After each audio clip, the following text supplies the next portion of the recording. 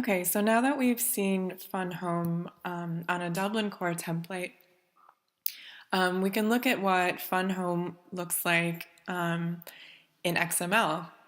So some of you might already be familiar with XML, but just briefly, XML is an extensible markup language.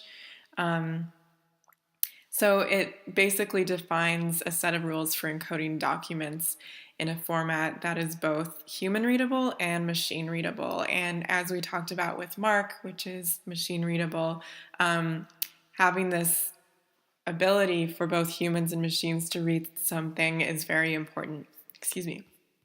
So as we can see with Fun Home here, the same Dublin Core elements that were present in the previous slide are present here, but they look different, obviously. And you can see that each of the elements correlates or corresponds to the elements described in the previous document, but they are all accompanied with these little DC tags, and there's also brackets around everything. So for those of you who've used HTML, this probably looks like the coding that you're familiar with doing, in that you'd have the element introduced in the first set of brackets, and then you would close out that element with a second set of brackets preceded by a forward slash. So for example, DC title, which is on the second row, corresponds to title in Dublin Core. The title is provided outside of the brackets, Fun Home, and then the title element is closed out with another forward slash. And so you know at that point that the title element has ended and that the next line will be something else. So for example, the next line in this case is the alternative title, or the what followed after the colon, basically, which is a family tragicomic. So I don't know if you have been introduced to XML in a digital library course or in a different computer science course perhaps in the past, but that's essentially what it would look like. And hopefully by looking at something that is familiar, which is the Fun Home metadata that we saw in the previous slide, it's fairly straightforward. So we're just briefly going to move on to mods and BibFrame. I will be totally honest and tell you that I don't have as much experience with mods or BibFrame. I've primarily worked with Dublin Core in my own cataloging experience, but it's definitely worth mentioning them in case it's something that you come across. So mods refers to metadata object description schema, and it has 5 more top-level elements than Dublin Core has. So it has 20 top-level elements rather than 15. Mods can be mapped to RDA. And as you can see in the figure on the right, which is table 22.4, mods, top-level elements, and sub-elements, that the top-level elements in the left-hand column roughly correspond to the elements that we saw in Dublin Core. So, for example, title info would correspond to title, the title element in Dublin Core, but you can see that mods also has sub-elements within each top-level element. So it has title, subtitle, part number, part name, non-sort, so it can provide greater precision in that regard, but it's not quite as simple as Dublin Core, which, as I stated early on in the lecture, was a major reason why Dublin Core was brought about, was for simplicity and flexibility. You can see that the top level element of name is provided, the name of a person, organization, or event, which, yes, sounds a lot like Dublin Core's creator. So in this space, the sub-elements would be the name, display form, affiliation, role, or description. So it gets into a level of detail there that's quite different from Dublin Core. Type of resource would correspond to Dublin Core's type. Genre would be a term that designates a category characterizing a particular style, form, or content. And that could come under subject sometimes for Dublin Core, as in like LCSH subject headings, so perhaps cartoonists in the case of Alison Bechdel. But in genre here, it might also refer to a style, form, or content. And so on. So I'm not going to go into this much further. I have provided a link to the Library of Congress, the Library of Congress webpage devoted to mods.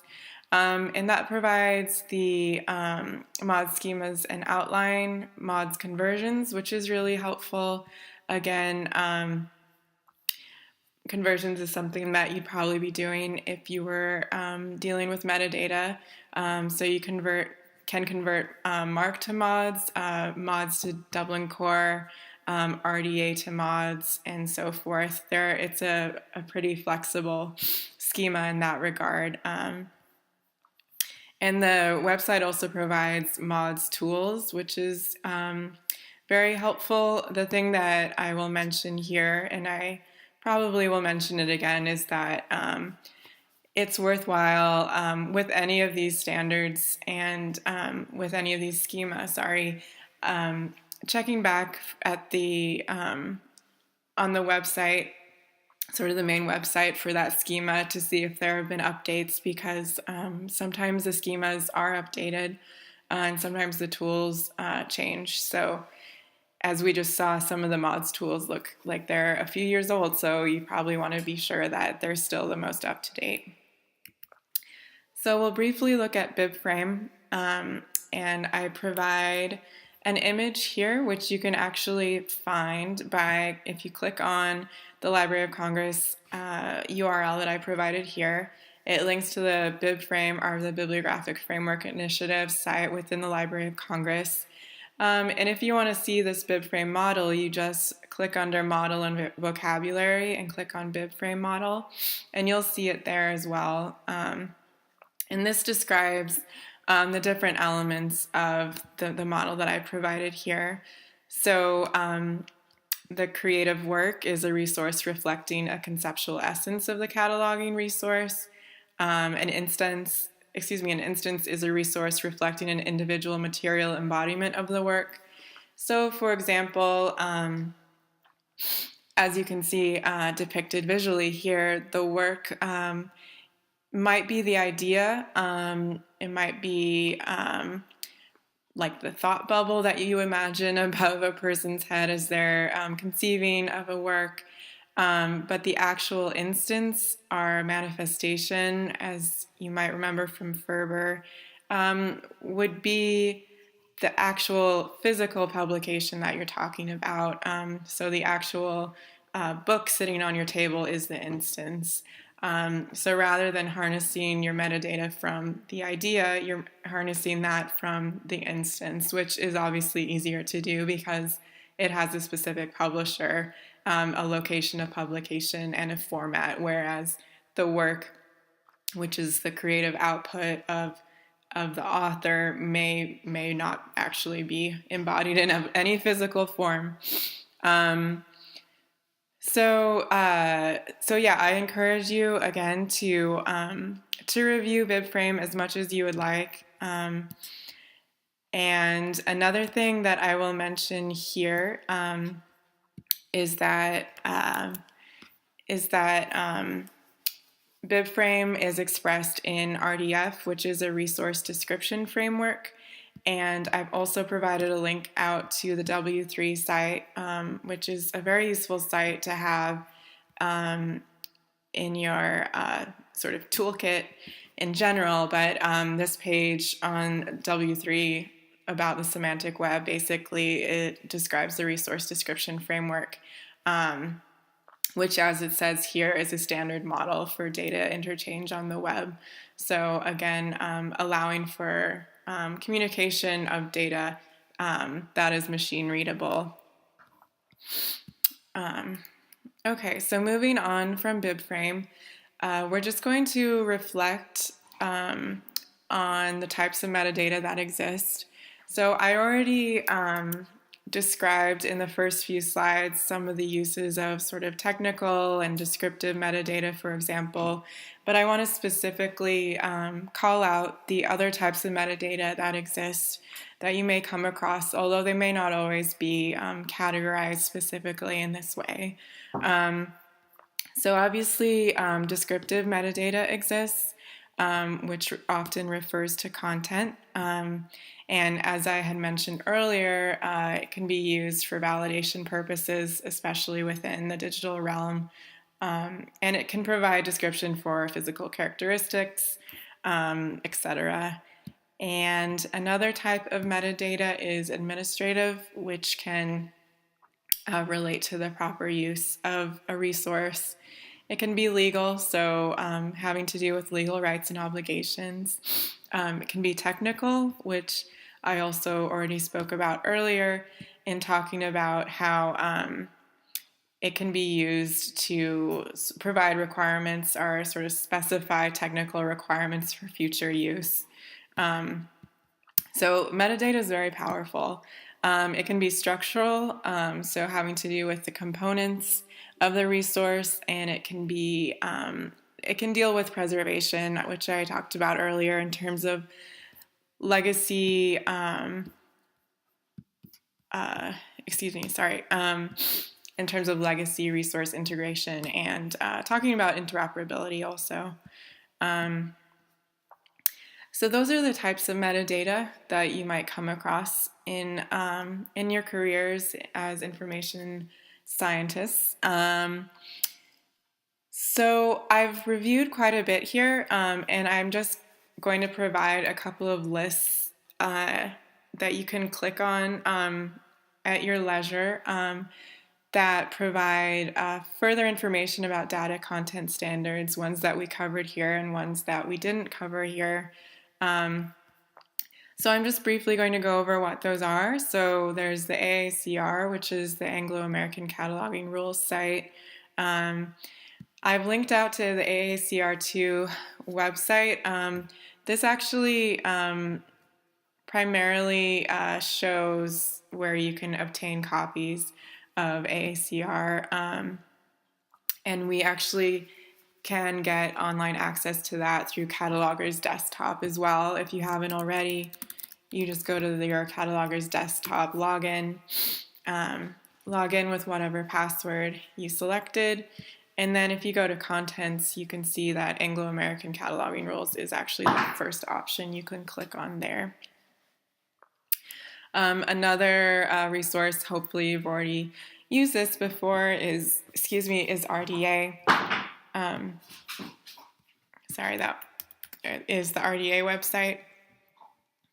But as we talked about previously, there's also the RDA toolkit, which you should have access to, which is at access.rdatoolkit.org. Okay, so I also provide a link to the International Standard Bibliographic Description, which takes you to the IFLA site, and again encourages you to look at the publication provided here, and also they provide information about additional documentation, which can be helpful. But before you purchase any of these publications, obviously look in the library first and see if we have them available there. I also link out to CCO, which is Cataloging Cultural Objects. I know that I've been repeating myself a little bit, but this is actually the content standard that I've used most often in the image library where I work. So if you click over to the VRA Foundation website, and VRA stands for Visual Resources Association, you can see that there's a CCO toolkit, and you can download it as well as cataloging examples, which I have found very useful in the past, because you can actually browse different items. For example, a piece of modern painting and look at the actual work record as according to the data content standard of CCO. And often, at least in my cataloging experience, the best way to learn is actually through looking at models and then creating your metadata in accordance with what you see happening in the model. And then this is more relevant for archivists and something that your archivist colleagues are probably learning about currently, and that is Describing Archives, a Content Standard, or DACS. So if you go to the DACS site, it takes you to actually the Society of American Archivists site and to a page within it providing a description of DACS as well as links to a revised second edition of DACS, which was published last year. So yeah, I have provided the link in case you're curious about that. There are also data value standards, which we have been covering throughout this term. So there are LC name authority files, or LCNAFs, LC subject headings, are LCSH, LC thesaurus for graphic materials, are TGM, medical subject authorities, are MESH, the Getty Art and Architecture Thesaurus, which you saw earlier, are the AAT, ULAN, which is the Union List of Artist Names, that is also hosted by Getty, the Getty Thesaurus of Geographic Names, TGN, and icon class. So I'll just briefly show you ULAN because I am familiar with that, and the other value standards provided here are probably more familiar to you. But if you go to Getty ULAN, you'll find that, again, as with TGN and with the Art and Architecture Thesaurus, the search box appears in the middle of the page and it looks pretty familiar. So if we wanted to look up Max Ernst, for example, we can look up Ernst, select search, and we get 450 results, which is a little bit overwhelming. I can look through and see that actually some of the results are not relevant at all. But let's see here if we can find someone with the surname Ernst. And indeed we can. So if we find someone with the surname Ernst and the forename Max, we found Max Ernst. And this is definitely the Max Ernst I'm looking for because he was a German painter, sculptor, and author, active in the Dada movement. And again, as with TGN, you can see that each person that is cataloged in this particular data value standard is provided with an ID number. So I can usually enter his ID number in when I'm cataloging in collective access. The preference is usually just to enter in the preferred name, which is Max Ernst, and the preferred name is usually provided here under names. So that's just one of the data value standards available.